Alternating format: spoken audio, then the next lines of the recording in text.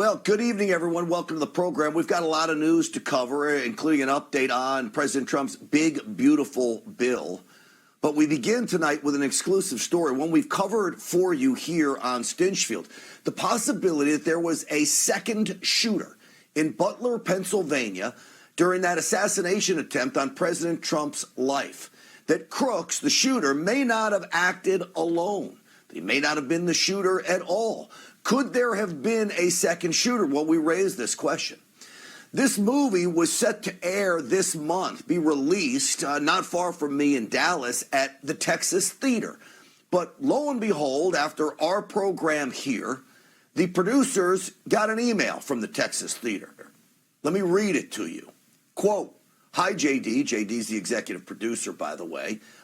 "We just need to know how you would like," can we put the email up, please? VO1. Thank you. It reads, "Hi, JD. We just need to know how you would like your refund received. The screening will not be taking place at our theater. If you would prefer not to receive a refund, that's your choice, but the screening will not be happening here." Well, the big question is, why isn't the screening happening in the Texas Theater? That's where Oswald, by the way, was captured after allegedly shooting JFK. Now, we sent an email to the Texas Theater. Our emails went completely unreturned. So the executive producer of Who Shot Trump came to me and said he is desperate to get out the information that he believes there is a cover-up. He told us on this program that he had absolute proof of a second shooter. I'm going to play for you a 4-minute clip from the documentary Who Shot Trump that goes through that proof. This is exclusive to Stinchfield. You will see it only here. Take a look. Less than 2 months after the assassination attempt, the NewsSpotter team hired a drone operator to photograph the entire AGR complex and the farm show area. We also scanned several structures using a LiDAR sensor. Then we tracked down the owner of a piece of construction equipment that was struck by one of the bullets that day. That piece of equipment's called a telehandler. Those are the big yellow forklift type vehicles holding up the speakers on either side of the stage. One of the bullets struck the south telehandler's hydraulic line, which caused hydraulic fluid to spray out and the speaker array to come crashing down. The owners of the telehandler allowed us to scan it and also provided pictures of the bullet hole in the hydraulic pipe. And here it is, folks. The only bullet hole from the Trump assassination attempt that has ever been seen by the public. A lot of people, including the FBI, have been hiding this from you. The FBI actually cut that hydraulic line with the bullet hole out and seized it as evidence. But the telehandler's owners took this picture before the FBI got there. So why would the FBI want this bullet hole hidden? It doesn't make sense. But actually it does, because that bullet hole contradicts the FBI story that all 6 bullets originated from the north towards AGR. And here's how. Look at this footage of the hydraulic fluid spraying out of the bullet hole again. See where the spray goes? It goes back towards the barns behind the stage. It doesn't go towards President Trump. The U.S. Secret Service sniper team leader on that barn, in his transcribed interview on page 140, says, quote, "Apparently, a round had hit one of the hydraulic fluid hoses that was holding up the screens and speakers. It sprayed all over top of us." You can also see the wet ground on this overhead photograph. It clearly points east towards the barns, not north towards the stage and AGR. How is it possible that a bullet fired from the roof of AGR makes a bullet hole in a hydraulic pipe that sprays fluid in a completely different direction? Doesn't seem possible, does it? But if the bullet that made this hole came from the direction of the barns, then wouldn't someone have noticed? Well, yes, in fact, 2 people noticed it, and they're actually 2 highly trained experts. The Secret Service sniper team on the north barn roof testified that they thought someone was shooting at them because a bullet actually passed between them on the roof. One of those snipers was so adamant that the bullet just missed him that he testified on page 88 of his transcript, quote, "I looked at my partner and said, 'How close were there rounds on your left?' And he looked at me and he turned white as a ghost and said, 'I heard them all on my right.' Those rounds were snapping right between us. I'm telling you that I could have reached out and smacked these projectiles out of the air with my hand. They were that close. I could feel the pressure difference in my eardrum as these rounds passed." Ladies and gentlemen, one of those rounds was most likely the bullet that struck the telehandler. And if it passed between the two counter snipers, it could not have come from the roof of AGR. They're too high up.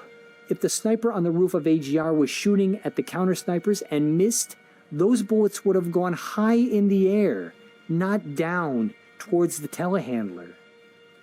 Those shots had to come from the tree line to the northeast. And if that's true, ladies and gentlemen, there are at least 2 shooters on July 13th. And at least one of them is still out there. All right, so the big question is, why don't we know any of this before now, before this movie, Who Shot Trump? I hadn't heard any talk about the Secret Service agents who had rounds flying by them, testified before Congress, as you saw there. I want to bring in now the executive producer of Who Shot Trump. J.D. Wilcox is with us. J.D., welcome back to the program. Great to see you again. All right, J.D., you didn't want to release originally this, what you call absolute proof of a second shooter. You're now coming to me releasing all of this, which certainly raises my eyebrows when I look at it. Why now? Why just a few days after you came on to release this information now? Well, that's an excellent question. A lot has happened in those few days. The first thing that happened is the premiere that we were going to have at the Texas Theater was abruptly canceled. That theater owner had been trying for a couple days to force me sort of to take a refund and go away. I was refusing to do that, and then eventually they just outright canceled me. So when I realized that there was starting to be some resistance to seeing this movie, I figured it's much more important to get this information out there, because if I'm correct, and I believe I am, there's at least one person out there who was there shooting at President Trump or the Secret Service that day, and that person's never been brought to justice. So that means that person is most likely still out there. And if he's still out there, the president is still in danger. So clearly, the FBI knew about this other bullet hole in the hydraulic line. They cut that out and take it with them. You handed over the last couple of days this evidence, this portion of your documentary, to the Secret Service. What was their response to you? Well, they were incredibly polite, and they said that they were going to take this evidence and investigate it seriously, and they would report it to Washington, D.C., and if they needed to contact me anymore, they would. They wanted to speak to me extensively about this. The agent I spoke to said, "We really want to sit down and talk to you about this." And I said, "Well, that's great. I'm going to record this interview." And they said, "No, our superiors won't let you record this interview." And I said, "Well, I'm not going to speak to you off camera without a recorder." And so they said, "Well, we'll just take the video and investigate it." But they didn't want to talk to me on camera. All right, let's go through the hydraulic line. Basically, what you're saying is the way that the hydraulic fluid was spraying out would have been spraying out in the direction the bullet came.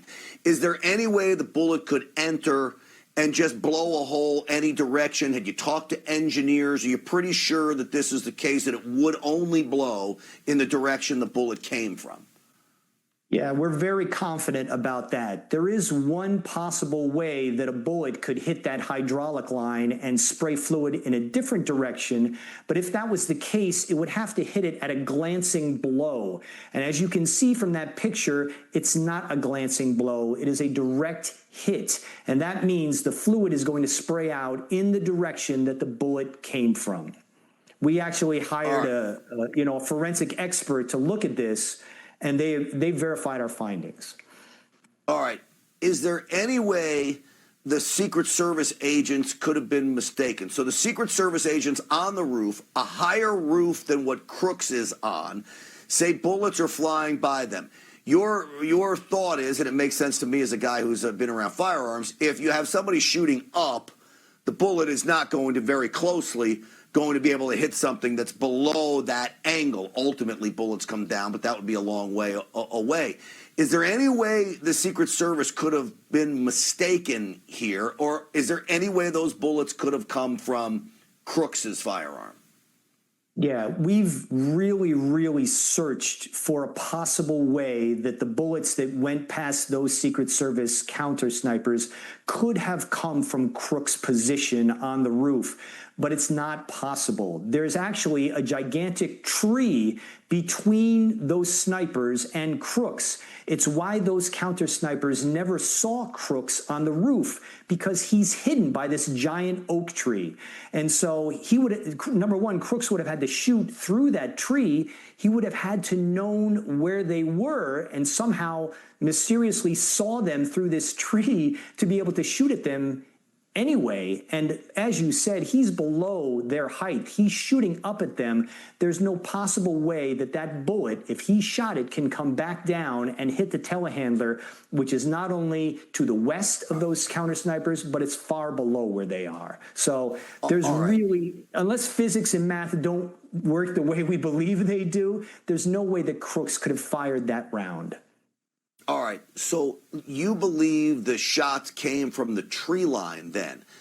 Doing the same analogy, going the other direction, do you believe the shots were fired at President Trump, or were they being fired at the Secret Service agents themselves? Was there a way for the shooter in the tree line to have a sight on President Trump? Yes. The location that we believe those shots came from in the tree line, that shooter, if he's in those trees, would have an angle to shoot at President Trump. There's a popular conspiracy theory that a second shooter would have been in the water tower, but our analysis proves that the water tower actually does not have a shot at President Trump, but those trees do. So that shooter could have shot at President Trump. He could have been the one, or she could have been the one that hit Trump initially, although it's unlikely. You're asking me to speculate, and in the movie, I don't speculate at all. I just show the proof. I can speculate now if you want, but honestly, I'd rather just let the facts and the evidence speak for itself, and I'd like everybody to come to their own conclusions. All right, and from the tree line, did they have elevation enough that they would be able to shoot between the snipers who were on the roof in a downward fashion towards President Trump? Yes. So it's possible that they could have shot at those counter snipers and still hit Trump. Yes. But it's unlikely. It's much more likely that that shooter was providing cover fire so that those counter snipers could not return fire at Crooks or at anybody else who was actually shooting at the president. So you think that the strong possibility is that shooter in the tree line may have been shooting at the counter snipers? Correct. At the very least, it seems that shooter may have been trying to distract the counter snipers from firing at the actual people who were shooting at President Trump. Okay. All of this, folks, I'll remind you, adds on to the fact that we didn't get fingerprints from Crooks. We didn't get DNA from Crooks that we know of. They washed the roof the next day. They cremate the body days later. All of it just stinks to high heaven. And if there's a cover-up going on, we want to know why. And so that would fall on our buddy Kash Patel, who's a good friend of this program. My buddy Dan Bongino, also a good friend of ours. And J.D. Wilcox, I hope this spurs some answers out of the federal government. And I appreciate you releasing this to us. Tell people where they can find who shot Trump and real quick where they can find you on social media. Great. Thank you. The website is whoshottrump.us. All relevant information about screenings and releases for the movie will be there. whoshottrump.us. All right. And we hope to get answers from the Texas Theater, too. As I mentioned, they did not return my emails about why they canceled you. J.D. Wilcox, thank you so much.